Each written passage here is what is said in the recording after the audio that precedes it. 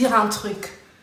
Vous savez, dans tout ce qu'on a entendu, on comprend que l'objectif final, le but ultime des États-Unis, c'est tout simplement d'affaiblir la Chine. C'est de faire un bras de fer avec la Russie. C'est de montrer qu'ils sont plus puissants. En fait, les puissants sont en train de se battre. Nous autres, on regarde. Qu'est-ce que vous voulez qu'on fasse de toute façon? Voilà. Et pour la plupart des gens qui vont essayer de se poser la question pourquoi la Russie ne peut pas intervenir? Pourquoi la Russie ne peut pas intervenir? Parce que tout simplement, le Venezuela et la Russie n'ont pas de traité d'assistance mutuelle. Ce que Maduro aurait dû signer il y a très longtemps, il y a 5 ans je pense de cela, il n'a pas pu le faire. Donc voilà pourquoi les Russes, en fait c'est de la géopolitique, les Russes ne peuvent pas venir intervenir comme ça. Ils n'ont pas de traité d'assistance mutuelle. Malheureusement, la Russie a un traité d'assistance mutuelle avec la Corée du Nord. Ce qui s'est passé, je pense que c'est à Kursk. Nous avons eu des soldats nord-coréens qui ont été déployés pour soutenir la Russie juste à la frontière. Mais avec le Venezuela, vous voulez que la Russie puisse intervenir par rapport à quoi? C'est de la géopolitique, ils ne peuvent pas, ils peuvent réagir comme tout le monde et je pense que les Russes ont réagi. Mais ils ne peuvent pas intervenir. Maduro, non, son sort est scellé, on ne peut plus rien faire pour lui. Et les États-Unis envoient un message fort, très fort. Voilà. Je vous fais monter, je vous fais monter. Inutile de me stresser en bas, je vous fais monter. Tapotez le live, tapotez le live, tapotez le live. Donc les Russes ne vont pas intervenir. Hein. Je ne sais pas si vous attendez, mais non, c'est pas possible. Maduro aurait dû signer il y a 5 ans le traité d'assistance mutuelle. Il ne l'a pas fait. Bonjour. Bonjour monsieur, bonjour. Je mets un peu mon volume, je ne vous entends pas. Allez-y. On m'entend bien là? Très bien. Bonjour, bon dimanche. On vous écoute monsieur, allez-y. Oui, ben, c'était pour dire simplement que vous avez cité, je sais pas si on se vous voit ou si on se tutoie. Vous pouvez me vous voyez, il n'y a pas de souci. Voilà.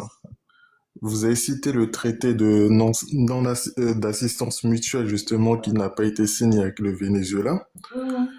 Et c'est là justement lorsqu'on parlait du Sud global. Et du coup, le Sud global n'existe pas parce qu'il n'y a pas assez d'entraide, voilà, de traités, de défense commune, etc., comme on le voit notamment avec l'OTAN. Donc c'est déjà ça aussi qui fait que tout le monde est en train de mettre la force, la reconnaissance sur Donald Trump, mais lui, en fait, c'est pas lui qui fait toutes ces choses-là. C'est que derrière, il y a tout un appareillage qui permet à Donald Trump de prendre une décision sur la base de conseillers qui vont lui dire, ben, à tel moment, il faut faire ça, il faut faire ça, parce que cette intervention, elle a été préparée de longue date. C'est pas Trump qui est arrivé, qui a dit je suis le super-héros, je suis le plus beau de toute la Terre, qui a fait ça. C'est une organisation. Et c'est ce qu'il n'y a pas dans ce qu'on appelle le Sud global. Que ça soit dans les pays, même au niveau de la Russie, de la Chine, c'est vrai que ce sont des partenaires, mais c'est pas approfondi comme la relation qu'il peut y avoir entre pays européens, pays occidentaux. Et c'est là Ou encore justement... entre, je ne sais pas si vous vous rappelez, Monsieur Floma, en 2025, nous avons vu la rencontre de Poutine et du président nord-coréen, au moment où ils ont effectivement signé le traité d'assistance mutuelle. Mais donc, en fait, jusqu'à là, je n'ai jamais compris, je ne comprends pas pourquoi Maduro n'a jamais voulu accepter de signer ce traité. Pourquoi? Voilà, il se retrouve un tout petit peu dans la... Désolé, mais voilà. Donc voilà, donc là où je voulais en venir, c'est que la force de Donald Trump, c'est juste qu'il est à la tête d'un pays qui a su mettre un appareillage qui est solide. Donc c'est pas Maduro qui est faible, c'est pas par exemple Ibrahim Traoré qui est faible. Donald Trump, il est né aux États-Unis, ils se sont organisés, il y a des traités militaires, il y a plein de choses, et justement lui, il bénéficie de tout ça. Donc après, quand il fait face à des pays qui ne sont pas organisés, c'est normal, il arrive et il se prend finalement pour Dieu, et c'est ça le problème derrière ça. Parce que Mhm. là, il cherche à mettre toute la reconnaissance sur lui, etc. Alors que le problème vient aussi des autres pays qui veulent pas s'organiser, qui veulent pas s'unir, qui ne veulent pas se structurer, et qui restent chacun dans son coin, et eux, ils en profitent justement. Bah, la loi du plus fort, hein, quand même. C'est la loi du plus fort. Oui, c'est ça, mais justement, si maintenant on rentre dans la loi du plus fort, il faut que les autres puissent se structurer. Mhm. Voilà, on peut pas arriver comme ça et puis dire ben on fait une révolution, c'est pas comme ça. Que Mhm. les choses ça doit être structuré, il faut que chacun puisse s'organiser, c'est-à-dire que l'objectif c'est pas de celui qui crie le plus fort parce que la preuve lui, il parle avec arrogance mais il crie pas. Mhm. On peut voir notamment différents chefs d'État qui vont parler fort, qui vont crier, mais derrière ça, ils n'ont pas l'appareillage étatique pour pouvoir résister à des assauts américains ou etc. Parce que même Mhm. la Russie, on dit que c'est un géant, mais la Russie aussi a des failles.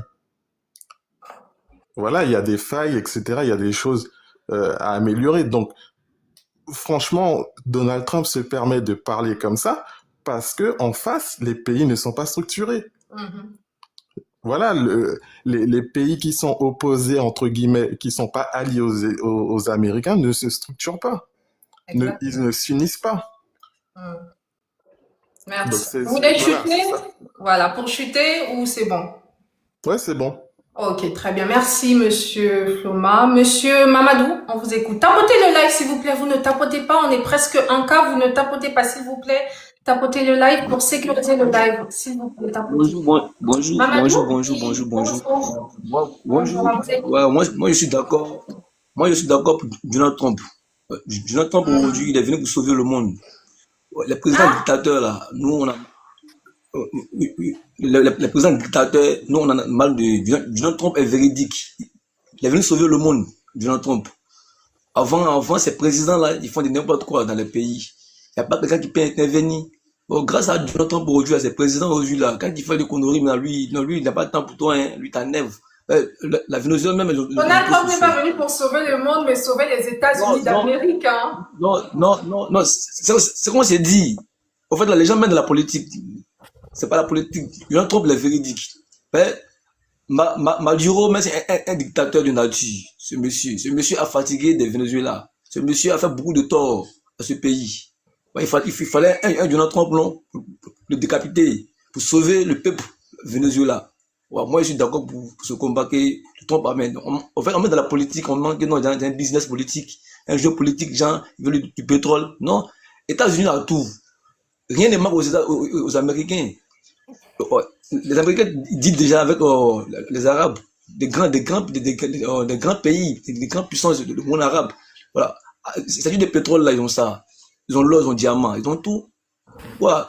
Pour un petit pays comme la Venezuela, ils vont se dire que non, que c'est parce que ils veulent marcher, ils veulent le marché de la Chine, ils veulent le marché du Corée du Nord, du Corée du Sud. Ça, c'est faux. Ce monsieur, il n'aime pas les dictateurs. Ce monsieur, même, rappelez-vous, il a fait un message à l'AS. Ouais, il dit ces pays de l'AS là, il est banni même de sa vie. C'est président du dictateur, lui, il n'aime pas les gammes, même, il n'aime pas les gammes.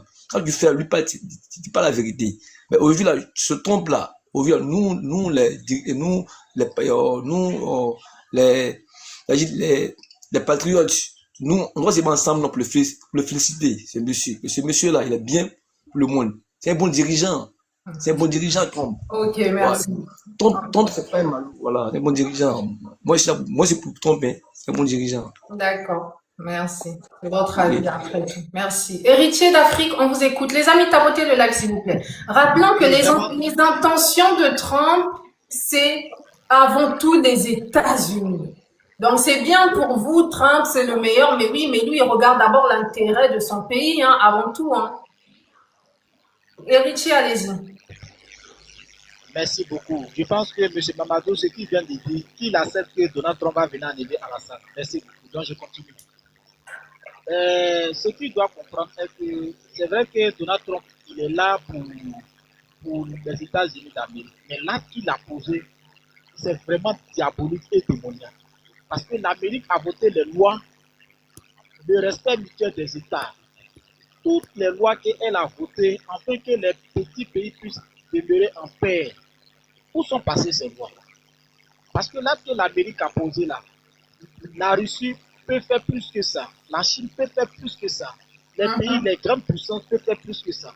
Mais pour éviter la barbarie, alors ils se sont donné les lois afin de pouvoir respecter pour que la terre puisse rester en paix. Voilà que les États-Unis d'Amérique viennent pour violer la loi fondamentale. Ce n'est pas une histoire de Maduro, mais c'est là qu'il a posé qui n'est pas bon. Après avoir fini de bombarder, le Sénat il n'a pas respecté le droit international. Il fait comprendre qu'il a violé le droit international, effectivement. Voilà, il a violé le droit international. Cela veut dire que le signal dont États-Unis vient de donner, cela veut dire que la Russie peut se lever, bombarder, même en 10 minutes, la Côte d'Ivoire, dans la Alassane Ouattara. La Russie peut se lever, tous les pays qui menacent ses intérêts-là, elle peut faire cela aussi. Et vous allez crier au scandale? Non. Donald Trump a ouvert la porte, a ouvert la mauvaise porte. Et cela va engendrer. Vous avez vu le discours de Poutine, vous avez vu le discours du président chinois. Regardez dans les jours qui suivent. La loi n'existe plus, c'est terminé. Après, monsieur Héritier. La loi n'existe plus. Après, monsieur Héritier, la Russie peut réagir, la Chine peut réagir, effectivement. Il y a eu l'Iran aussi qui a réagi, mais ils ne peuvent rien faire. Pas parce qu'ils n'ont pas parce qu'ils ne sont pas forts, mais parce que tout simplement, il y a des traités qu'il faut signer, des accords qu'il faut faire. Et malheureusement, Maduro n'a jamais voulu signer ces accords. Il y a 5 ans, je pense qu'on lui avait proposé de signer un traité d'assistance mutuelle. Il ne l'a pas fait. Donc la Russie se retrouve face à une situation, elle peut éventuellement condamner l'acte, écrire des tweets ou encore faire une conférence, mais assister ou encore déployer ces hommes, c'est impossible. C'est carrément déclarer la guerre aux États-Unis de manière très directe. Oui, Kali, je vous fais une confidence. Vous allez comprendre quelque chose. Oui. Ce qui s'est passé là, il ne s'agit pas des accords. Il ne s'agit pas des accords. Pourquoi? Je vous fais une confidence rapidement. Vous vous souvenez une fois que les États-Unis et les terroristes et l'Union européenne se sont réunis pour attaquer la Syrie. Mais il n'y avait pas accord de défense et de sécurité entre la Russie et la Syrie. Mais la Russie a défendu.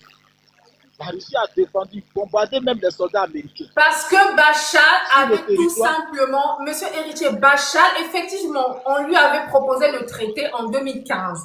Il n'a pas voulu. Bachar avait fait une demande explicite demandant à Poutine d'intervenir. Mais là, pour le moment, Maduro ne peut même pas parler. Il va faire une demande comment à Poutine? Bachar avait fait une demande, écrite même. La demande venait de Bachar. Oui, c'est ce que j'avais dit. Pourquoi tu deuxième intervention là, avec qui il a fait la demande, la Russie n'est pas venue en aide? Il y a quelque chose qui se passe. C'est que je suis en train de dire là. Il y a quelque chose qui se passe. Vous voyez que à peine lorsqu'ils ont enlevé Maduro, la Russie a envoyé encore des armements et des soldats au Venezuela là-bas. Enfin de rétablir l'ordre, c'est-à-dire que le Conseil constitutionnel vient de proclamer aujourd'hui la vice-présidente en tant que président de la République du Venezuela pour qu'elle puisse continuer à la place de Nicolas Maduro. Or, c'est ce que les États-Unis ne voulaient pas. Les États-Unis voulaient mettre les valeurs locaux afin de prendre tous les intérêts des Vénézuéliens. Le second te dit donc que les États-Unis n'ont pas besoin des biens du Venezuela, mais c'est faux. Donald Trump a dit dans ses dits, il a précisé que le pétrole vénézuélien c'est pour eux. C'est Donald Trump qui l'a dit dans son discours, il veut prendre le pétrole. Donc il y a beaucoup de choses que les États-Unis réclament. Donc il arrête de venir mentir sur les panels ici que les États-Unis n'ont pas besoin de ça. Les États-Unis présentement ils ont besoin de pétrole. Ils ont les réserves. Pourquoi ils ne touchent pas les réserves? C'est parce que ça ne va pas. Ils ont besoin du pétrole pour eux et puis vendre aux pays européens. Aujourd'hui, l'Europe crie au scandale parce qu'ils n'ont plus de pétrole et de gaz. Donc, je pense que je vais m'arrêter là, comme je ne suis pas la seule personne. Ok, merci. Que ce qui se passe là, c'est pas bon parce que la Russie et la Chine ont entendu ça. Ils ont commencé à avoir une démarche contraire où ils vont agir aussi hors la loi. Merci.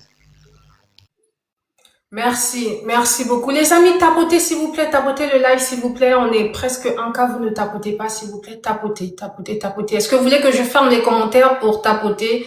Je pense que vous allez être... Attendez, je vais fermer les commentaires 2 minutes, vous tapotez. Voilà, comme ça après j'ouvre les commentaires. Monsieur Constantin, bonjour, on vous écoute. Bonjour madame et bon dimanche. Bonjour, bon dimanche. Voilà, depuis que Trump est arrivé à la tête des États-Unis, l'ordre mondial a changé. Ce monsieur ne respecte rien. Vous voyez très bien. Il y a les Africains qui sont contents là. Ça, c'est de la jungle. Ils ne respectent rien. Mes chers amis, si on pouvait avoir des gens comme ça là, à la tête, mais il peut vous tuer. Il peut vous tuer. Ne voyez pas la personne de Maduros. Pardon, il faut dire, sinon ils vont se Oui, utilisez d'autres mots, d'autres termes. TikTok n'aime pas trop des mots, voilà. Vous abrogez, oui. Je voulais vous dire, ça c'est la loi du plus fort. Le monsieur ne respecte pas, il a annulé tous les accords internationaux de plus de 400 ans. Donc il fait ce qui lui vient par la tête. S'il vous plaît, n'acceptez pas que quelqu'un marche sur les autres. Moi, je dis toujours, la rue, c'est pour le peuple. Si, en Afrique, les peuples pouvaient sortir dans la rue, nous avons vu Madagascar, ok? Les peuples ont le droit de sortir dans la rue s'ils vivent dans la misère. Mais c'est nos peuples qui prient, qui restent dans la pauvreté, qui croient que Dieu va agir. Ça ne se passe pas comme ça. Nos dirigeants doivent former nos peuples. La formation et l'emploi doivent être vraiment la priorité pour chaque dirigeant, surtout pour nous l'Afrique. Il faut que les amis haïtiens qui s'entretuent, qu'ils enlèvent cette ADN de violence entre eux. La vie est belle et très courte. La vie est belle et très courte. Les dirigeants africains doivent donner du travail à leur population pour que chacun vive de sa sueur. C'est un peu ça.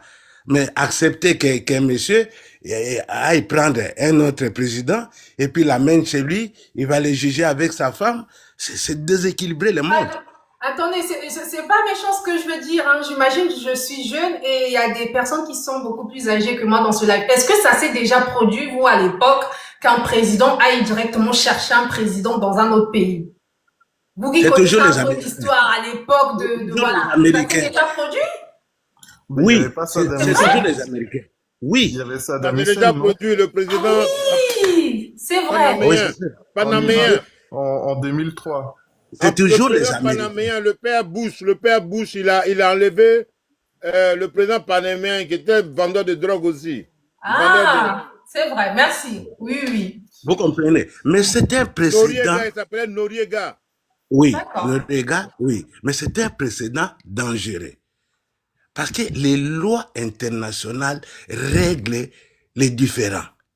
Mais si quelqu'un prend l'option seule, mais après lui, parce qu'il ne sera pas éternellement au pouvoir, hein, après lui, et chacun des bandits, surtout chez nous en Afrique, en Haïti, là, si on a des bandits à la tête du pays, on peut faire n'importe quoi. Vous savez, on a dénoncé ici les accords entre le Rwanda et la RDC aux États-Unis. Hein. Vous voyez ce que ça donne? Vous signez les accords avec ces messieurs comme ça là. Vous savez les conséquences? Ils peuvent faire de vous ce qu'ils veulent. Hein?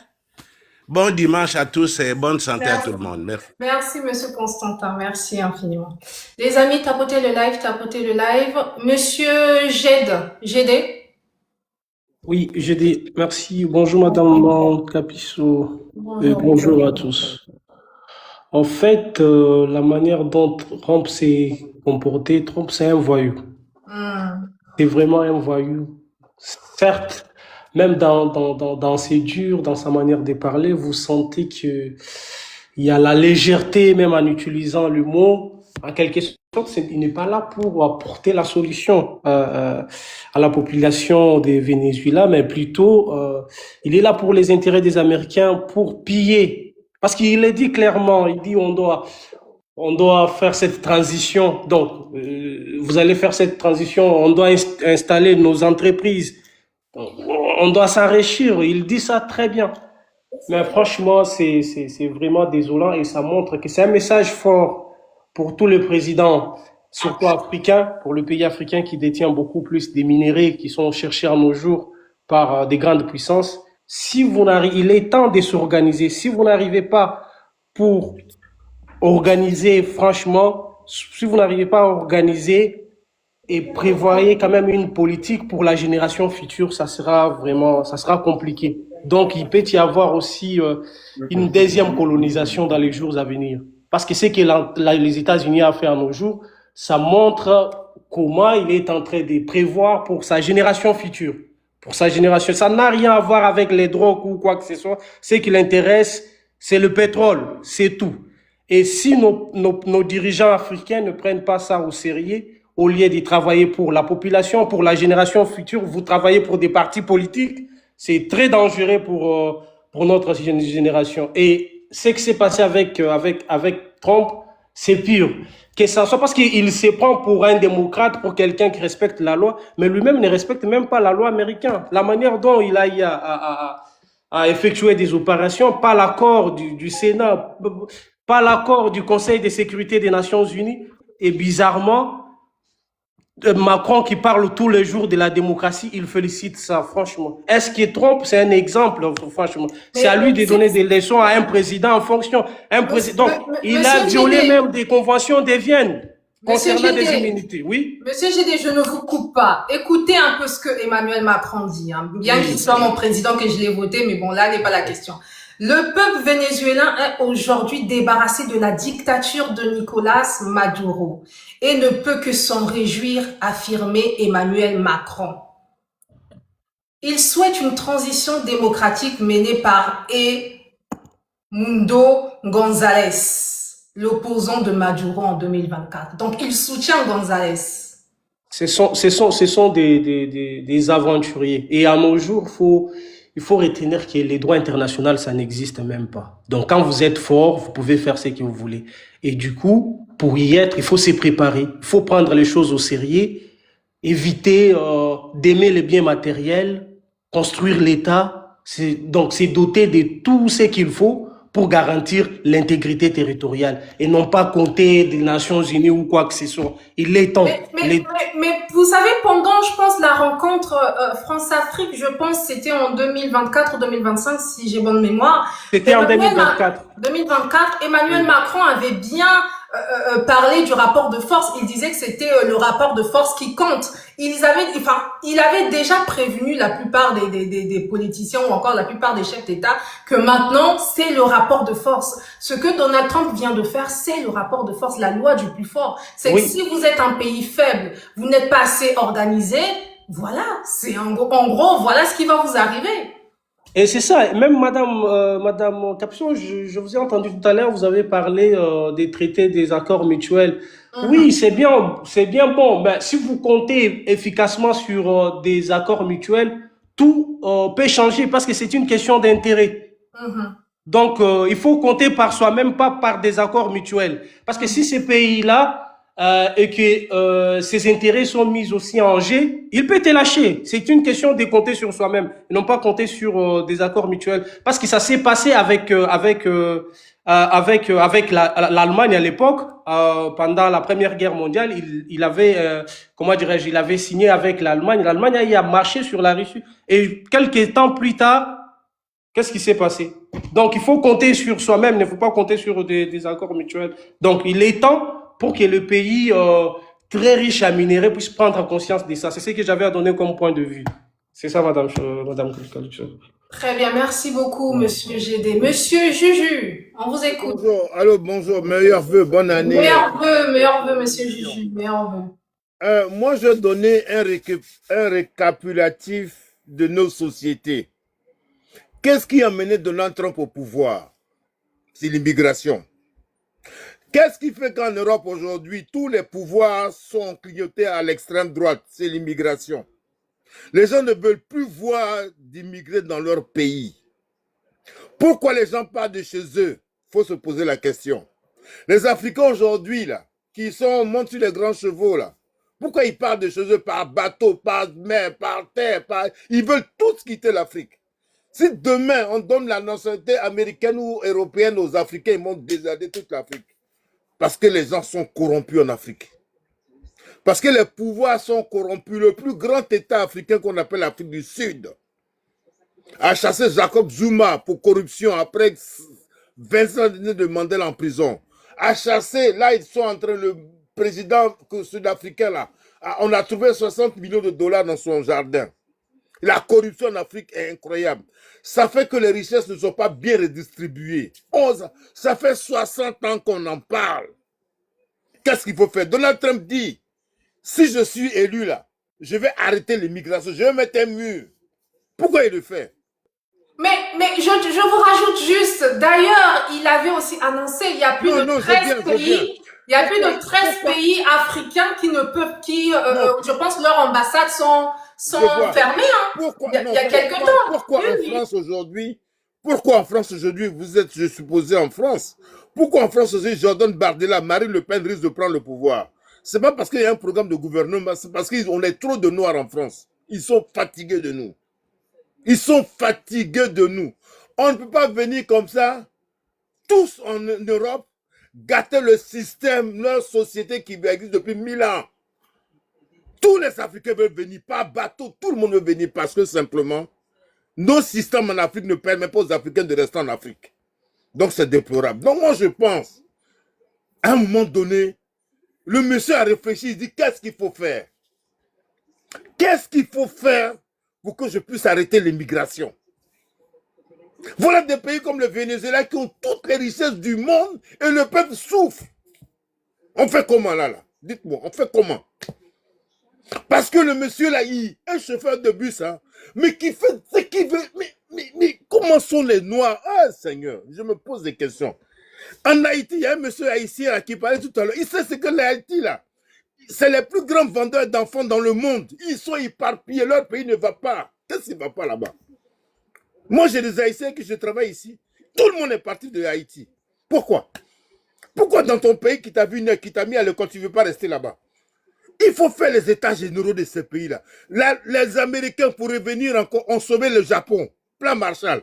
C'est grâce aux Américains que les Allemands sont devenus forts. C'est grâce aux Américains que la Corée du Sud, Samsung que j'ai là, c'est grâce aux Américains. iPhone, là, ils sont allés mettre en Chine. Ils ont fait travailler des milliers de Chinois. Les Chinois parlent. Mais c'est grâce aux Américains qui sont ce qu'ils sont aujourd'hui. Toutes les entreprises américaines sont allées s'installer en Chine, donner du travail aux Chinois. Ils n'ont qu'à venir en Afrique. Les Chinois, là, qu'est-ce qu'ils connaissaient? Ils connaissaient quoi, les Chinois? Sans les Européens, sans les Américains, là, qui sont toutes les entreprises en Chine. C'est petit à petit qu'ils ont appris. La Chine existe depuis des milliers d'années. Pourquoi depuis longtemps, ils fabriquaient rien?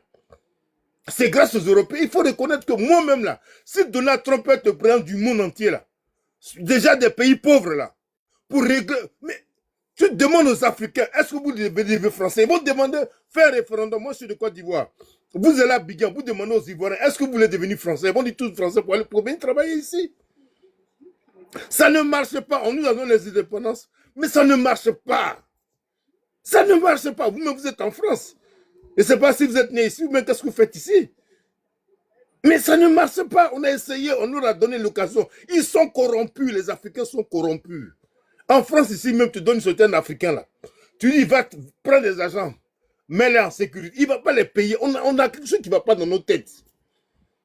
On joue les grosses voitures, les grands machins, mais on n'a pas la réalité de la vie normale.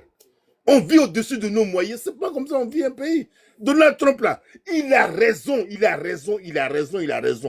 est fatigué. Il y a des émigrés, il dit haïtiens, qu'est-ce que vous faites aux États-Unis? Vous faites quoi là-bas? Regarde les Américains qu'on a pris en esclavage là. Eux tous sont heureux aujourd'hui aux États-Unis. Eux tous. La plupart, là, les Pat Daddy, tous ceux qui ont comment on appelle, les Michael Jordan là. Tout le monde les envie aujourd'hui alors qu'ils sont des esclaves au départ. Hein. Les Américains ont fait je te dis, hein, la Chine. Merci pour chuter, monsieur Juju, pour chuter. Les amis, continuez à tapoter pour chuter. Vous dis, sincèrement, moi j'aimerais que les Américains, si le peuple là, tous ces pays qui maltraitent leur peuple là, il y a un gars qui Mamadou qui parle là, qui ne respectent pas leur peuple à cause de la corruption. Comment tu peux, un pays comme le Cameroun, tout est concentré dans le... Tout l'argent du Cameroun va dans la main d'un seul depuis 43 ans. Et vous, les Africains, vous allez dire que c'est normal? C'est bon comme ça, c'est mieux, on continue comme ça? Soyons sérieux. On est trop pauvres. Non, mais voilà, je chute. C'est ce que je voulais dire. Merci. Putain. D'accord, merci. Monsieur Hamed? Bonjour. Bonjour. Bonjour. Continuez à tapoter, s'il vous plaît. Bien, en fait, il faut comprendre le monsieur qui vient de s'exprimer. En gros, les réalités africaines, franchement, parfois c'est difficile, quoi. Bon, je tenais juste à clarifier un point ici, puisque j'ai entendu, je ne sais pas si c'est une erreur, il n'y a jamais eu de pacte de défense mutuelle, d'accord de défense mutuelle entre la Russie et la Syrie. Il n'y a jamais eu. Les seuls pays avec lesquels il existe aujourd'hui un accord de défense mutuelle avec la Russie, ce sont des pays qui sont essentiellement des ex de l'Union soviétique, notamment la Biélorussie, le Kazakhstan, la Kyrgyzstan, et ce sont ces pays-là, le Tadjikistan. C'est des pays essentiellement qui faisaient partie de l'URSS. Et il faut savoir que signer des accords de défense mutuelle avec le Venezuela, comme certains d'entre vous l'entendaient, n'était pas quelque chose de facile pour les riches du coup, c'est-à-dire, vu la proximité qu'il y a entre le Venezuela et, comment je vais dire, et les États-Unis. Je ne pense pas que la Russie aurait vraiment main facile à signer des accords. Et ce n'est même pas stratégique, pour être honnête avec vous. Maintenant, est-ce qu'aujourd'hui, où nous y sommes, la Russie peut faire quelque chose? Est-ce qu'elle peut influencer Trump? Vous et moi savons très bien que c'est pas possible. C'est pas possible. Et quel que soit l'amour que vous avez pour Poutine, vous savez que Poutine, ça dit, il ne peut rien faire contre Donald Trump. Rien absolument. C'est quasi mission impossible. De ce point, sortez-vous de... Il y a un micro qui est ouvert, s'il vous plaît. Ah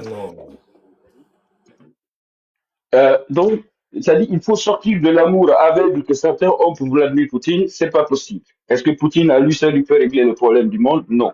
Aujourd'hui, ce qui se passe, comme certains d'entre vous l'ont rappelé, pour ne pas créer une forme de redondance, c'est la loi du plus fort. Le droit international n'existe plus. Vous êtes fort, vous êtes puissant. Vous avez tout ce qu'il vous faut. Et puis, monsieur Ahmed, et puis la Russie n'a aucun intérêt à aller sauver la Venezuela. Enfin, Non, non, parce que, ils voyez-vous, n'ont pas d'intérêt à le faire, désolé, à part ici le fond de bonne foi, mais ils n'ont pas ouais, d'intérêt. C'est un non, peu, qu'est-ce qu'ils y gagnent? Un peu rien du tout. non, Donc, pourquoi Poutine va le faire?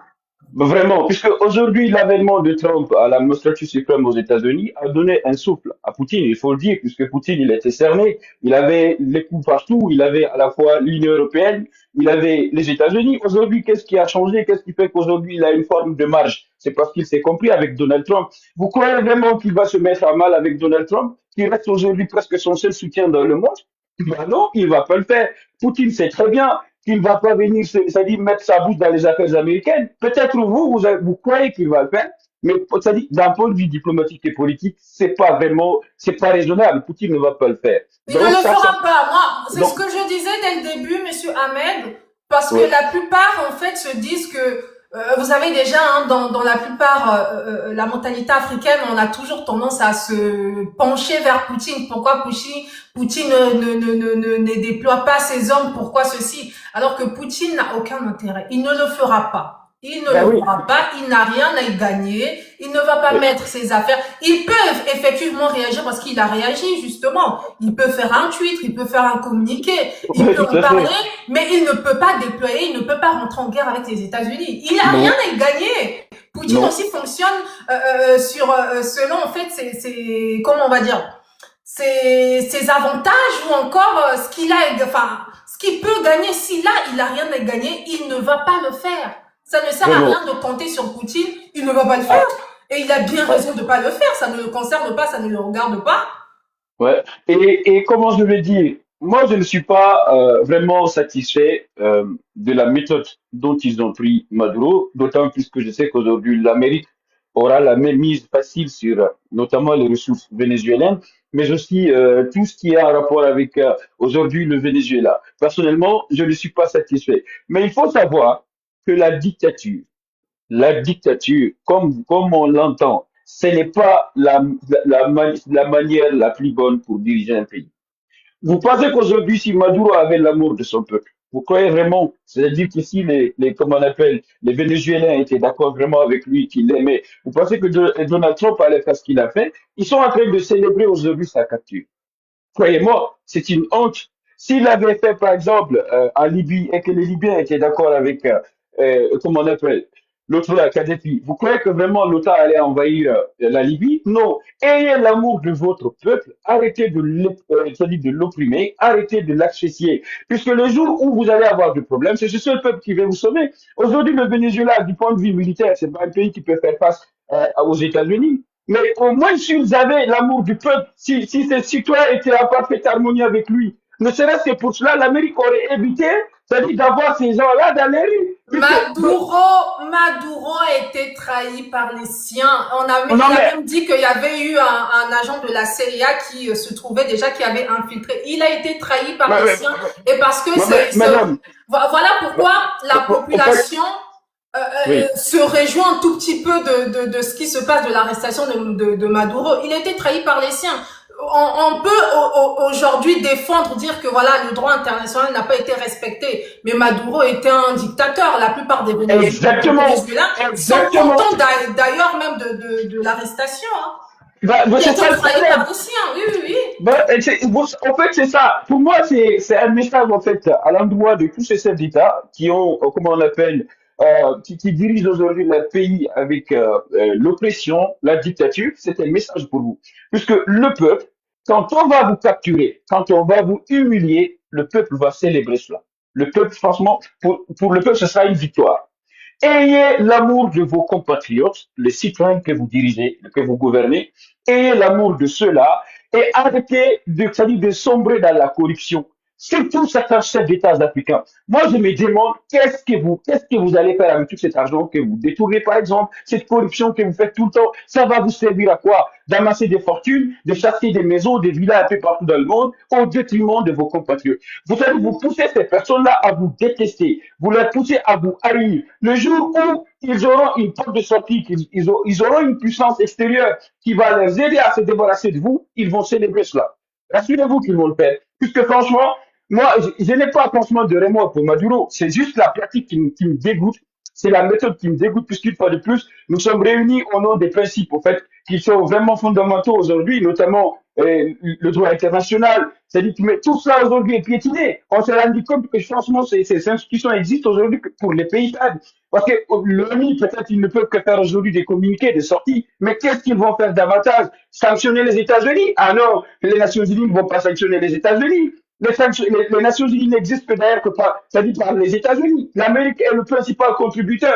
L'Amérique, c'est l'argent américain aujourd'hui qui est distribué dans les agences onisiennes. L'ONU va sanctionner les États-Unis au nom de quoi et par comment? Rassurez-vous. Donc, il n'y aura pas de sanctions. Il n'y aura aucun pays qui va dire qu'aujourd'hui, parce que les États-Unis ont capturé un président d'un pays souverain, nous allons sanctionner l'Amérique.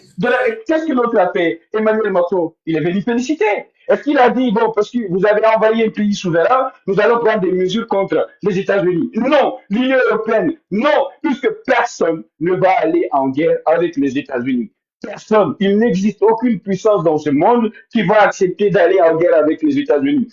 Pour ceux de celles qui ont rappelé le fait qu'aujourd'hui, l'Amérique est impliquée en Chine, c'est bien de rappeler ça. Les Chinois, quand il y a eu les sanctions américaines, même s'ils ont essayé de tenir tête, mais à un moment donné, qu'est-ce qui s'est passé? Il y a eu des accords en soum-soum, il y a eu des négociations.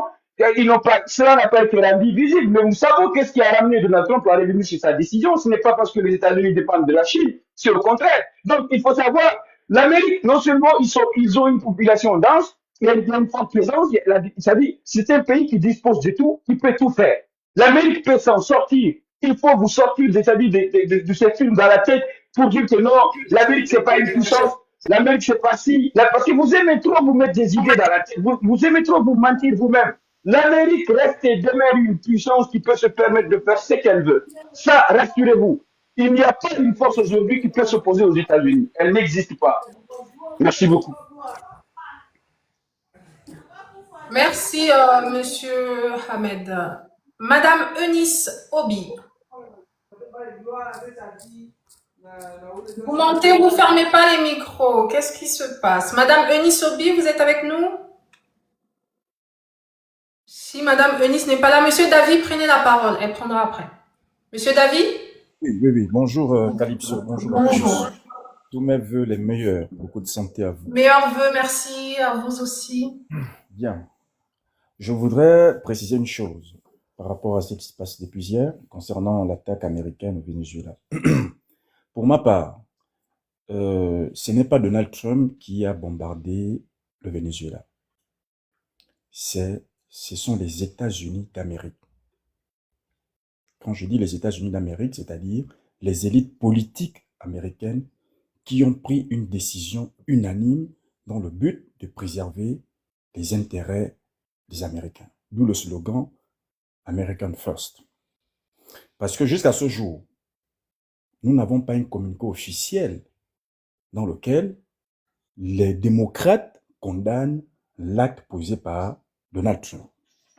Et pourtant, ça peut être une bonne opportunité politique pour décrédibiliser le Parti républicain. Mais allez-y comprendre. Ils ne le feront pas. Mais il ne peut pas le faire. Raison pour laquelle je te dis que c'est vrai que Donald Trump est mis en avant parce qu'il est le chef d'État américain et il est considéré comme étant le chef de guerre en tant que chef suprême des armées, des forces armées américaines. Donc, c'est lui qui est mis en avant. Mais c'est une logique américaine.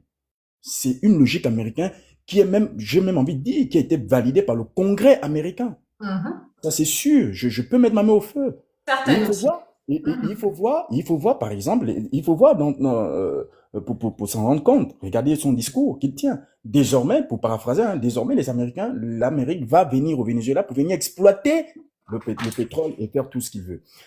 Vous comprenez qu'on est dans un désordre géopolitique international. Mais qu'est-ce qui amène à ce désordre géopolitique? Parce que j'ai l'impression que les gens pensent que ce qui est en train de se faire aujourd'hui, c'est frustrant. C'est pas frustrant. Ça fonctionne comme ça. Lorsqu'on est sorti de la fin de la Seconde Guerre mondiale, 3 grands se sont retrouvés à Yalta. Et à Yalta, tout s'est dit. En 1944, la conférence de Yalta, tout s'est dit à Yalta. Churchill, Roosevelt et Stanley. C'était pour réorganiser le monde qui devait tourner autour d'eux. Et chacun devait avoir son couloir. C'est pourquoi je me permets de dire que quand on me dit que le Venezuela, Poutine n'avait pas intérêt à agir, mais évidemment que Poutine n'avait pas intérêt à agir, parce que toutes les grandes puissances travaillent de connivence. Ils sont dans le gangstérisme politique international. Ils sont dans la même logique internationale, dans la même logique géopolitique internationale. C'est-à-dire, moi, comment il s'appelle? La Russie. La Russie est un allié stratégique du Venezuela sur le plan militaire et sur le plan économique. Il y a des coopérants russes militaires qui siègent au Venezuela en tant qu'assistants militaires. On ne va pas me dire que le renseignement russe, qui est considéré comme étant le 2e plus grand renseignement au monde après celui des Américains, n'était pas au courant de ce qui devait se faire. Si c'est le cas, ça veut dire qu'en réalité, les Russes ne servent à rien. Leur présence ne sert à rien dans les pays. Parce qu'à partir du moment où vous avez des relations militaires et économiques avec un pays comme le Venezuela, qui regorge la 2e plus grande réserve pétrolière au monde, vous devez mettre un système de renseignement performant. C'est-à-dire vous devez être les oreilles et les yeux du président Maduro. Mais la Russie n'a aucun intérêt. Mais comment ça, la Russie n'a aucun intérêt? Pourquoi la Russie n'a aucun intérêt? La Russie a des intérêts à défendre. Quel est l'intérêt de la Russie à venir défendre le Venezuela, par exemple? Mais puisque le Venezuela étant la 2e plus grande réserve pétrolière et que la Russie détient les intérêts économiques, tu penses un seul instant que les Américains peuvent faire ce qu'ils ont fait là, en Côte d'Ivoire ou au Gabon, sans passer par l'aval de la France? Je suis sûr de ça. Je ne crois pas un seul instant. Parce que ce sont les territoires français. Donc ça veut dire que, et c'est comme ça que ça a été défini depuis la fin de la Seconde Guerre mondiale, à la conférence de Yalta. Chacun avait son couloir. Ça veut dire que si les Américains veulent venir faire une telle opération en Côte d'Ivoire ou au Gabon, ils doivent systématiquement passer par la France. C'est le principe des accords secrets de la conférence de Yalta. C'est le principe des accords secrets. Maintenant, quand on me dit que oui, Maduro, parce que vous me dites que la population s'est réjouie, mais moi, c'est pas l'avis de la population, je ne mens pas, ça m'importe peu. Pardonnez-moi de le dire, mais ça m'importe peu. Ce qui nous intéresse, c'est l'action qui a été menée par les Américains. Est-ce que cette action, du point de vue du droit international, est légitime? Non. Vous connaissez combien de pays? En fait, on est dans une logique où un grand théoricien américain avait dit que les grands États se comportent comme des gangsters et les petits États comme des prostituées. Et nous sommes effectivement dans le gangstérisme, c'est-à-dire dans du banditisme international. Je prends le cas du Niger, par exemple. Parce que si on suit votre logique pour dire que oui, parce que Maduro était un dictateur, il était ceci, il était cela. Raison pour laquelle les Américains sont venus. Je prends le cas du Niger. Moi, je me souviens très bien que lorsqu'il y avait eu le coup d'État au Niger, M. Tchiani, qui est aujourd'hui président de la République, il y avait un article sur Jeune Afrique ou sur RFI, je me souviens très bien, où il avait décrit textuellement ce qui s'était passé. Il avait dit qu'il avait interpellé plusieurs fois le président Bazoum, notamment sur la question sécuritaire, des théories, des terreaux. Et Bazoum lui répond en lui disant que les terreaux qui sont dans le nord du pays sont mes partenaires. Pourquoi en ce moment précis, les Américains et les Français n'ont pas procédé la même opération que les Américains ont fait hier? Comprenez simplement que nous sommes dans une logique où quand tu es avec les puissants, tu as la protection des puissants. Quand tu n'es pas avec eux, tu n'as aucune protection. Et Bazoum avait la protection des puissants. Ça, c'est sûr. Le dictateur qui est en Corée, pourquoi il ne parle pas le faire? C'est parce que Raymond Aron vous dit une chose dans son ouvrage Paix et guerre entre les nations. La possession des armes ne garantit pas la paix. Mais toutefois, elle peut changer l'essence des relations entre les États. Si le Venezuela avait une armée solide, au même titre, par exemple, que la Turquie, que la Corée du Nord, les Américains ne pouvaient pas se permettre de faire ce qu'ils ont fait. Je mets ma main au feu. Mais ils ont compris que c'est un petit État qui est bourré de richesses, mais qui ne détient pas une armée sophistiquée, très puissante. Donc on peut se permettre de faire ce qu'on veut en instrumentalisant l'intérieur de l'armée et en passant par les Russes. Je te le dis, les Russes ont quelque chose à y voir parce que c'est comme... Et c'est là où je dois quand même attirer l'attention de certains pays du Sahel qui sont aujourd'hui en collaboration avec les Russes. Parce que, souvenez-vous de ce que l'ancien chef d'État français avait dit, François Lecointre. Nous reviendrons pour recoloniser les pays africains. Il faisait allusion à qui? Aux pays du Sahel qui ont tourné le dos à la France. Ça veut dire que les Russes peuvent jouer un faux jeu dans le but de respecter le principe des accords secrets de la conférence de Yalta. C'est un principe, je te dis la vérité. Et c'est inquiétant d'avoir un tel partenaire.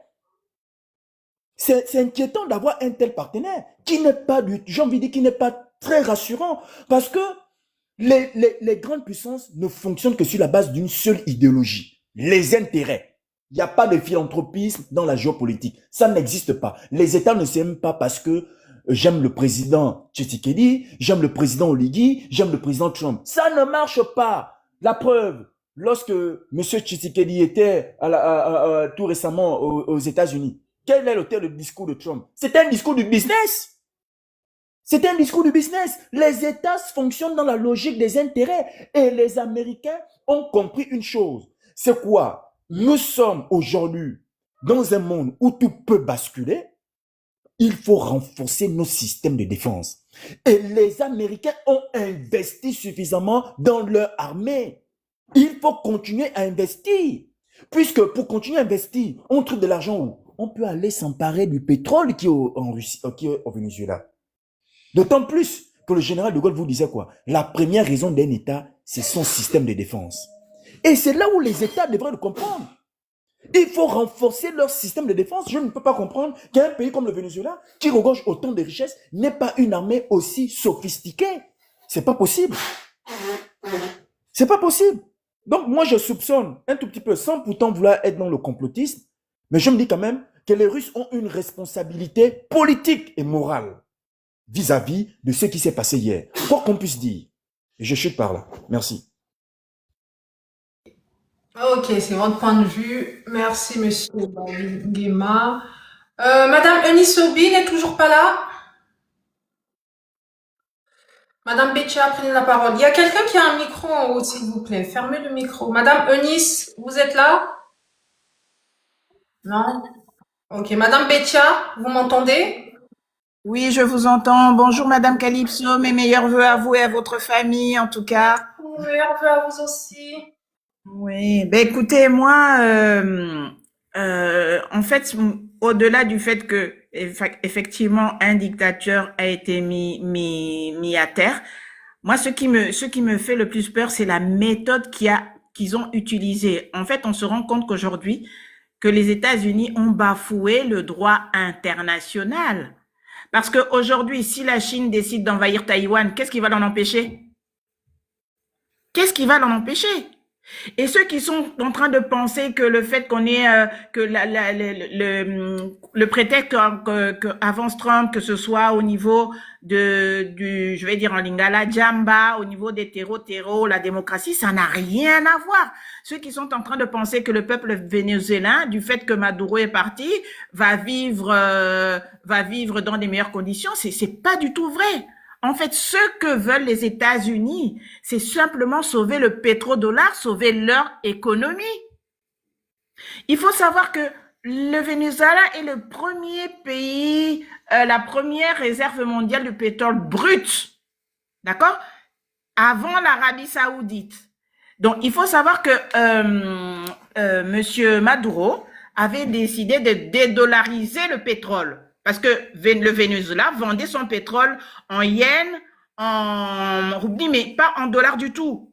Donc, ça fait qu'on sait que le système américain s'assoit sur les pétrodollars pour asseoir son économie. Donc, ça devenait un problème pour lui. Et puis, je crois que c'était en 2018, le Venezuela avait annoncé son intention de se libérer du dollar. Donc, ils avaient commencé à accepter tout ce qui est acheter le dollar en yens, en euros, roubles, sauf le dollar. Donc, ce qui posait un problème aux Américains. Il avait même demandé de rejoindre le BRICS parce qu'il était question de mettre en place des canaux de paiement direct avec la Chine sans passer par le système SWIFT. Ce qui fait que pour les Américains, c'était impensable. On sait que tout le système financier américain repose sur une seule chose, le pétrodollar. Donc, forcément, à un moment donné, c'est des choses qu'ils ne pouvaient pas accepter. Donc, ceux qui pensent que les États-Unis ont agi par souci du bien-être du peuple vénézuélien, il faut qu'ils arrêtent. Ce n'est pas du tout ça. Les États-Unis ne roulent que pour eux-mêmes et pour personne d'autre. Ils n'agissent que quand leurs intérêts sont bafoués, quand leurs intérêts sont mis en danger. Et là, effectivement, avec la tangente que prenait le Venezuela, mais les Américains avaient de quoi avoir peur. C'est pour ça, tout simplement, ils l'ont fait.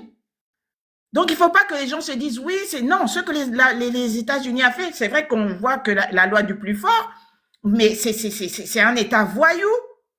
C'est un État voyou. Et puis aujourd'hui, vous avez certains pays qui prennent les États-Unis comme exemple, mais c'est pas un exemple à suivre. Au contraire, il est en train de tout bafouiller, tous les traités, tout ce qui a été mis en place en 4 heures. Il a tout écrasé. Il n'y a plus rien.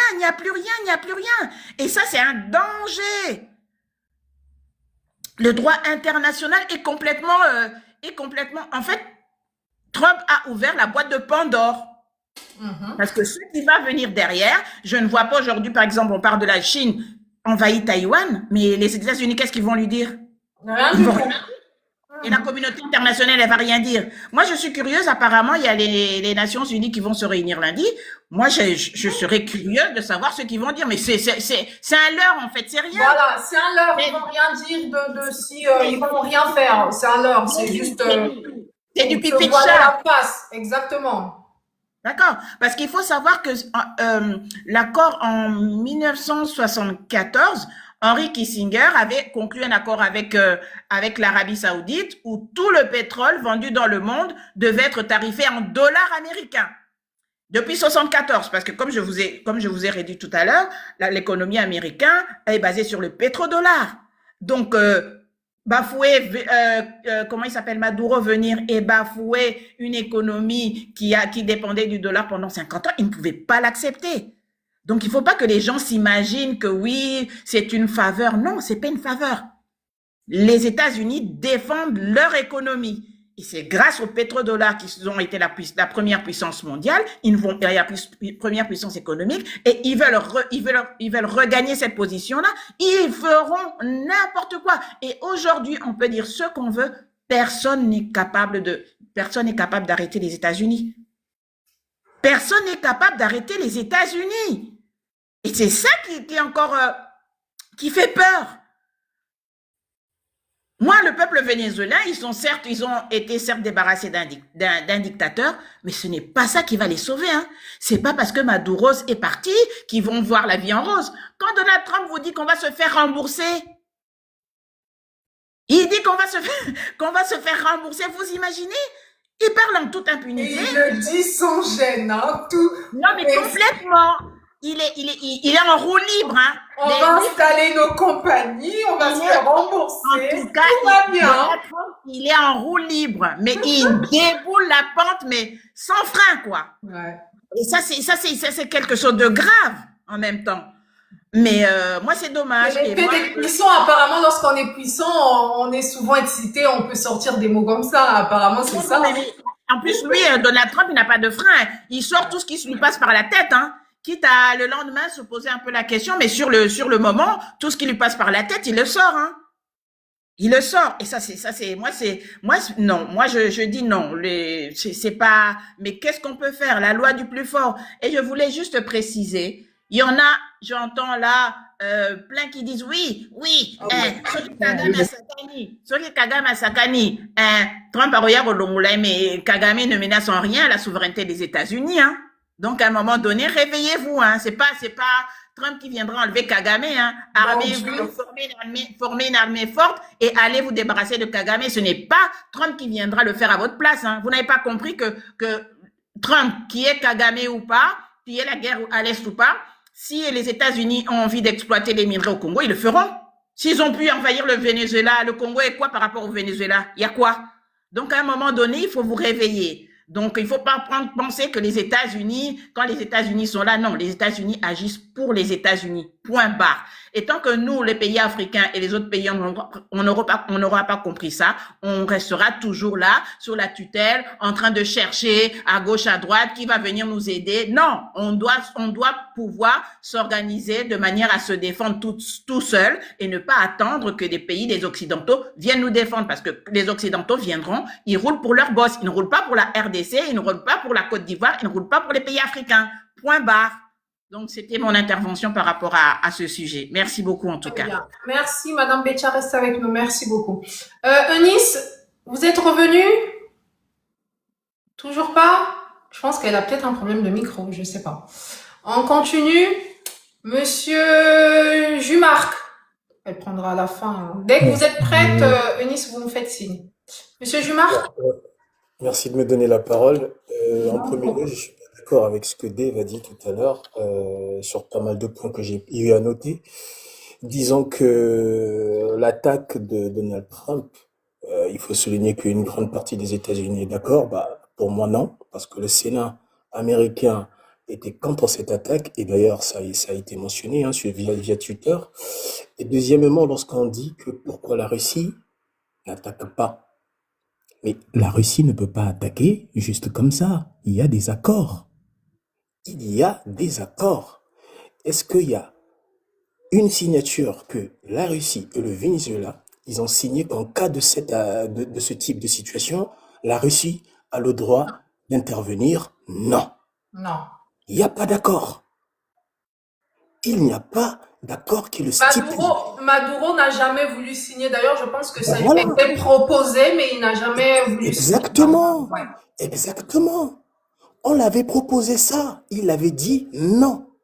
Et comment voulez-vous que la Russie intervienne quand il n'y a pas une signature qui leur autorise?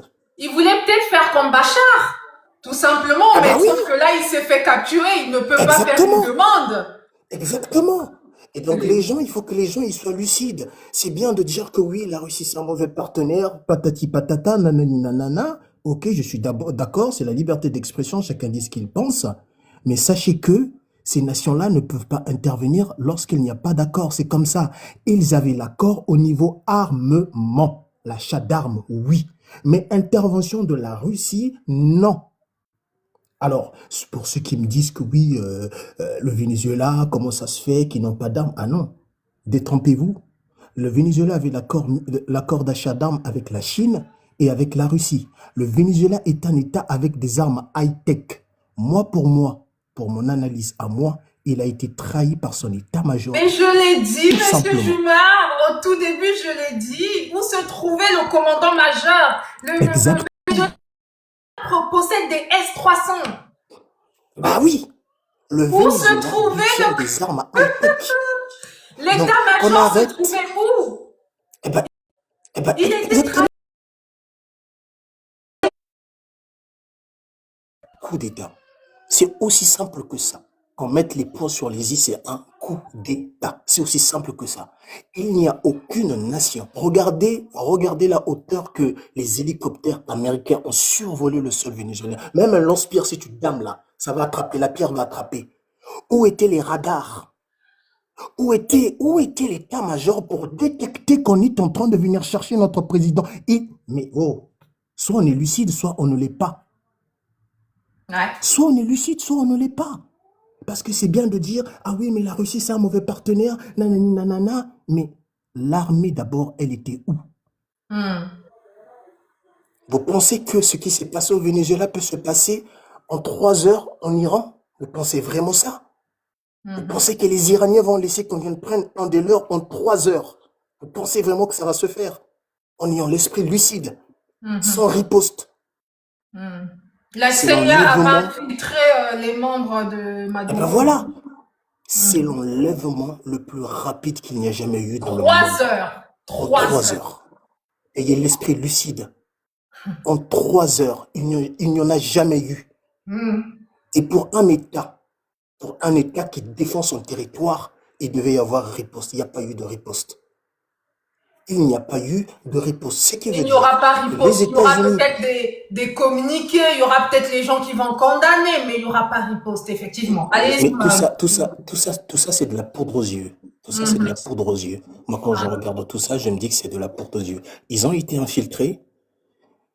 Ils ont donné leur accord. On ne veut pas de lui. On va prendre nos pots de vin.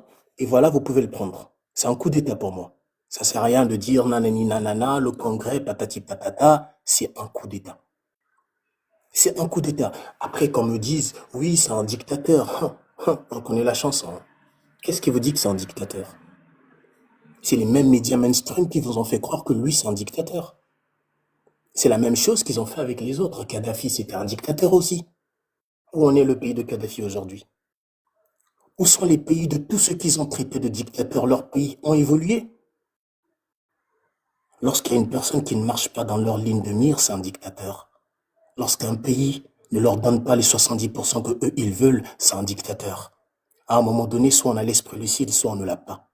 Les médias mainstream nous manipulent, retournent l'information à leur guise pour qu'eux puissent passer pour les gentils, les anges, pendant que les autres passent pour des méchants. Les matières premières du sous-sol vénézuélien appartiennent au Venezuela. Il n'y a aucune autre nation n'a le droit de venir exploiter leurs matières premières dans leur sol. Aucune autre nation. Jusqu'à preuve du contraire, il n'y a pas un pays qui exploite les biens des États-Unis d'Amérique dans leur sol. Pourquoi eux, ils veulent venir s'ingérer dans les histoires qui ne leur regardent pas? Ceux qui me parlent du droit international, mais qui fait le droit international? C'est des pays puissants, c'est les mêmes. C'est les mêmes.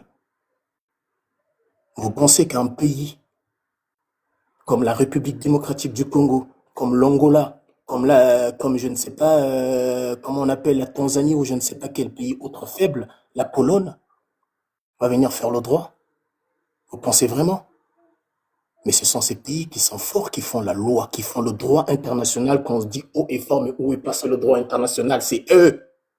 Parce qu'ils sont puissants, ils ont des armes, ils ont ce qu'il faut. Ils changent des règles comme bon leur semble. Il n'y a jamais eu d'ONU. L'ONU, c'est une mascarade aux yeux. C'est le Ils ont donné rapport des de sanctions à la force qui Russie. compte. Le Bah rapport oui. de force qui compte, la loi du plus fort. Si vous êtes faible, on va vous manger. Le Venezuela, Bah, c'est il peut clair. manger. C'est ça. Bah, c'est clair. Ils ont donné des sanctions à la Russie, non? On donne aussi des sanctions aux États-Unis qu'on voit.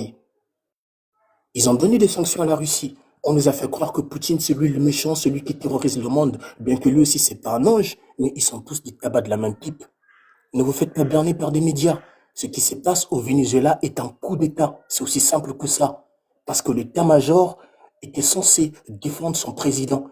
Où sont passés les gardes du palais présidentiel? Ils étaient où? Où étaient les radars de détection? Ils étaient où? Ayons l'esprit lucide, mes chers confrères. Ce qui se passe aujourd'hui, c'est nous, Africains, qui sommes vulnérables. Parce que eux, ils se battent pour leur bien. Et nous avons ce que eux, ils n'ont pas dans leur sous-sol. Aujourd'hui, qu'on les aime ou pas, les seuls que moi je peux voir peut-être ne fût-ce que 2 secondes ou 3 secondes, c'est ces 3 pays qui se sont alliés. Parce que eux, au moins, ils ont une armée unifiée qui peuvent se dire, bah écoutez, nous aussi on peut se défendre, même si c'est pour 2 secondes, on aura défendu nos terres. Le reste là. Ce que je disais, hein, Monsieur Joumar, les pays de l'AES peuvent se défendre pendant peut-être, je vais même dire 3 jours. Mais nous autres, on tiendra même pas 2 minutes, même pas 1 minute. Hein, c'est direct. Clair. Allez. Voilà. Mais les pays de l'AES peuvent peut-être survivre pendant 3 jours de plus, 5 jours, grand max. Mais nous autres, ça sera la minute, hein. Ça, c'est clair. La seconde. C'est clair. Donc, on arrête de nous embourber dans une connerie, dans des bêtises, et que nous, qu'on peut se dire, ah, mais le droit international, ah, mais l'ONU, ils vont rien faire. Ils vont rien faire. Ce qui se passe aujourd'hui date d'il y a longtemps. Ils ont fait la même chose avec Gbagbo. Ils l'ont dégagé de son pays pour mettre quelqu'un d'autre. Ils ont fait avec Kadhafi. C'est pas nouveau. C'est pas nouveau. C'est à nous, génération africaine, de comprendre que notre développement, notre force à nous, ne viendra pas de ces pays dont on croit international, démocrate. Déjà, la démocratie, c'est de la poudre aux yeux. Voilà, là, où est la démocratie? Ce sont eux les premiers donneurs de leçons. Oh, ben non, il faut respecter la démocratie, c'est pas bien, machin truc. Où est la démocratie dans ce qu'ils ont fait? Mais quand c'est des pays africains qui revendiquent leurs droits, ils vont parler de démocratie. C'est comme bon leur semble, en fin de compte. Moi, j'en ai terminé. Libre à ceux qui veulent le croire ce que j'ai dit ou pas. Mais sachez que la Russie n'est pour rien dans tout ça. Il ne peut pas intervenir s'il n'y a pas d'accord qui lui autorise d'aller intervenir. Ils sont pour rien. Moi aussi, je suis d'accord avec vous sur ce point, mais je pense que du coup, votre point de vue, c'est ce que je disais dès le début. S'ils n'ont pas d'intérêt déjà, s'il n'y a pas d'intérêt pour la Russie, il n'y a pas d'accord, il n'y a pas de traité d'assistance mutuelle, la Russie ne va rien faire. Dès le début, c'est aussi clair que ça. Mais Monsieur David pense contrairement à nous. Lui, son opinion est beaucoup plus... chose que je respecte, mais déjà, il faut souligner une chose qu'en termes économiques, la Chine a investi près de 70 milliards au Venezuela. Près de 70 milliards. Donc, s'il y a quelqu'un qui souffre le plus dans cette histoire, ce serait peut-être la Chine, mais du volet économique. Mais oui, la Chine a énormément...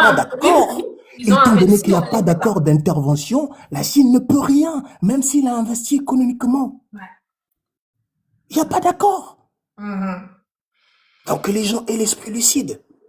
Je sais pas à quoi ils pensaient Maduro, mais...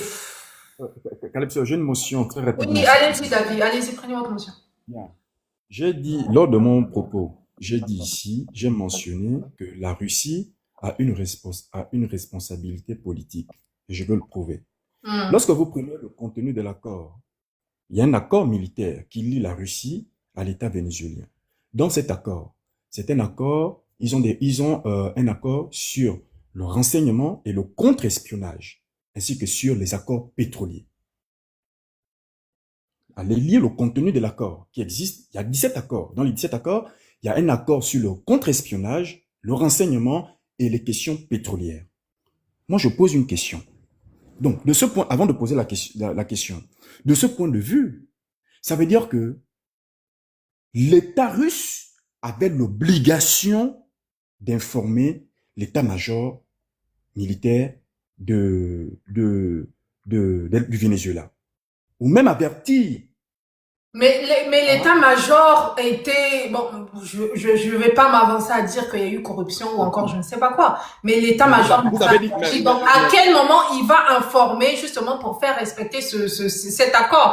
Et même s'il informait, Monsieur David, le traité d'assistance mutuelle, ils n'ont pas signé de traité d'assistance mutuelle entre le Venezuela ou encore la Russie. Peu importe qu'ils vont être au courant de la chose, mais après, qu'est-ce que vous voulez qu'ils fassent?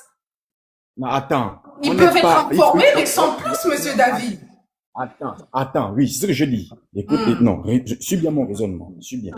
Je ne suis pas dans les affaires d'assistance. Oui. L'accord mentionne le contre-espionnage et le renseignement Mhm.